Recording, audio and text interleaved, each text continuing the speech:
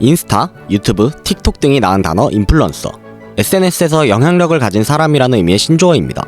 기존에는 하위 문화, 음지 문화로 취급받았지만 요즘은 연예인 못지않은 인기와 영향력을 지니는 사람이죠. 오늘 소개한 웹툰은 인스타그램의 인플루언서들이 모티브입니다. 그들은 눈살이 찌푸려지는 사진으로 사람들의 이목을 끌어 팔로워를 늘립니다. 팔로워가 그들에게 돈이 되기 때문이죠. 많은 팔로워를 보유한 인플루언서들은 우리들의 월급을 한 달 만에 벌어들입니다. 사진 찍고 글 하나 쓰는 것으로 우리들의 월급과 맞먹는 혹은 그 이상의 금액을 받습니다. 겨우 예쁘다는 이유 하나로 우리들과 다른 삶을 사는 그들. 파리로 파리하는 삶을 얻어낸 사람들이라는 의미의 파리피플. 화면 속에선 누구보다 행복해 보이지만 화면 밖에선 어떨까요? 오늘 제가 소개할 웹툰은 네이버 웹툰의 파리피플입니다. 앞서 말한 인플루언서들을 소재로 만든 웹툰입니다. 이 작품은 넷플릭스 드라마로 유명해진 마스크걸 작가님들의 작품으로 사회의 어두운 부분을 잘 녹여내어 더 몰입되는, 그래서 더 씁쓸해지는 특징을 지닌 웹툰이죠. 믿고 보는 매미 희세. 바로 시작합니다. 주인공인 주연, 그녀는 평범한 외벌이 가정의 엄마입니다. 주연은 상류층의 삶을 동경하여 인플루언서가 되고자 합니다. 그녀가 상류층을 동경하게 된 계기는 학창시절 친구인 예희입니다. 예희는 아임스타그램 70만 팔로워를 지닌 인플루언서입니다. 예쁜 외모와 몸매로 팔로워를 늘린 예희는 효소팔이, 물건팔이 등으로 많은 돈을 벌어 페라리, 강남 오피스텔 등을 구매하여 흔히 말하는 성공한 삶을 누리고 있습니다. 주연은 이런 예희를 동네 친구들에게 자신의 친구라며 자랑하며 자존감을 채우고 자신 또한 그렇게 되고자 합니다. 그러나 평범한 사람들에게 인플루언서는 너무 어려운 길입니다. 당장 저만 해도 뼈저리게 느끼는 중이죠. 주연은 못난 외모와 몸매로 인플루언서가 되기 위한 조건이 너무나도 부족합니다. 그런 그녀가 선택한 방법은 아기용품 팔이. 자신의 딸인 체린이를 뽀샵하여 체린맘이라는 이름으로 아기용품을 판매하는 것입니다.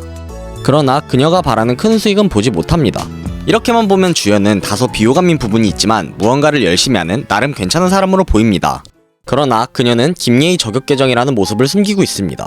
체린맘의 계정으로는 예희에게 친구인 척 친한 척하고 김예희 저격 계정으로는 그녀에 대한 저격글을 쏟아내는 이중적인 모습을 보입니다. 그러던 어느 날 예희가 주연을 자신이 속한 인플루언서 모임 진분홍회에 부릅니다. 물론 친구들에게 소개하는 것이 아닌 놀잇감의 일환으로요. 주연이 그렇듯 예희도 주연을 친구로 대하지 않습니다. 내막을 모르고 한껏 꾸미고 간 주연은 신나기만 합니다.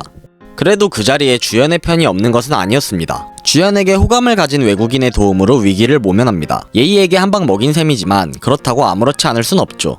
큰 충격에 빠지게 된 주연은 집 가는 길에 예희에게 먼저 말을 꺼냅니다. 자신도 진분홍회에 넣어달라고. 그녀는 예희에게 따져 자존감을 회복하는 것보다 성공하는 것을 택했습니다. 예희가 내건 조건은 팔로워 50만. 물론 못할 것으로 생각하고 막 지른 것이었죠. 주연이 무슨 짓을 해도 팔로워는 늘지 않았습니다. 학창시절 코피 쏟으며 공부했지만 뒤에서 자던 예희를 이기지 못하는 현실에 주연은 큰 상실감에 빠지게 됩니다. 우울함에 라방을 켜고 술을 마시는 도중 체린이가 라방에 난입합니다. 의도치 않게 등장한 체린이가 화제가 되어 주연의 인스타는 크게 성장하게 됩니다. 그렇게 바라던 예희에게 한 발짝 다가간 것이지요. 주연의 롤모델인 예희. 예희는 과연 주연의 생각처럼 행복한 삶을 살고 있을까요? 인스타에서와 달리 예희의 현실은 그다지 좋기만 하진 않습니다. 지인들에게 돈을 빌리며 연명하고 차와 집도 모두 리스였죠. 주연의 입장에선 타격 없어 보이던 김예희 저격 계정에도 심적으로 많이 힘들어하고 인기 유지를 위한 몸매 관리에 강박을 가진 모습도 보입니다. 인스타엔 밝은 모습, 자랑하고 싶은 모습만 올리는 것이기에 주연과 다른 사람들이 보기엔 노력 하나 안 하는 애로 보이는 것입니다. 다시 스토리로 넘어가면 주연은 팔로워 10만에 나름 영향력이 있는 인물이 되었습니다. 이를 빌미로 예희에게 자신도 진분홍회에 넣어달라고 하지만 예희는 이런 주연이 거슬리기 시작합니다.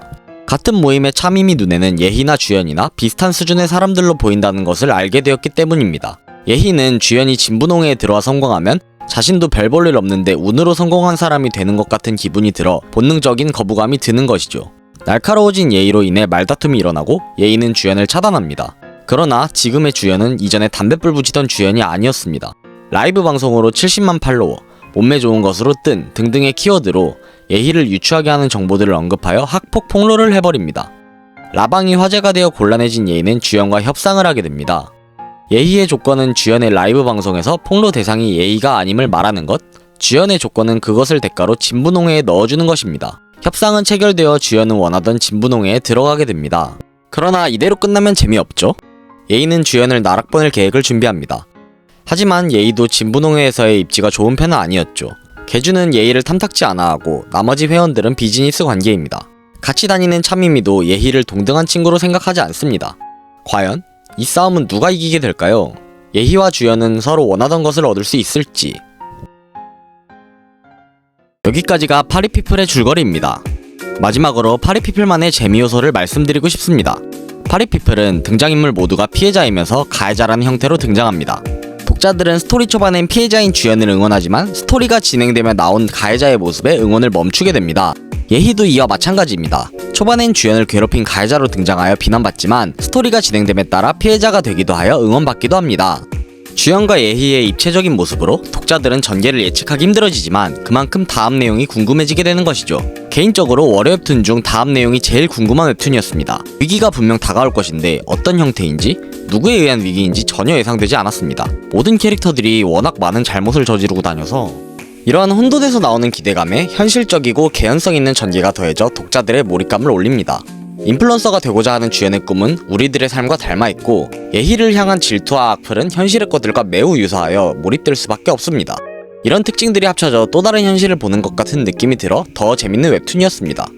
제가 준비한 내용은 여기까지입니다. 지금까지 권모술수가 난무하는 웹툰 파리피플이었습니다. 긴 영상 시청해주셔서 감사합니다.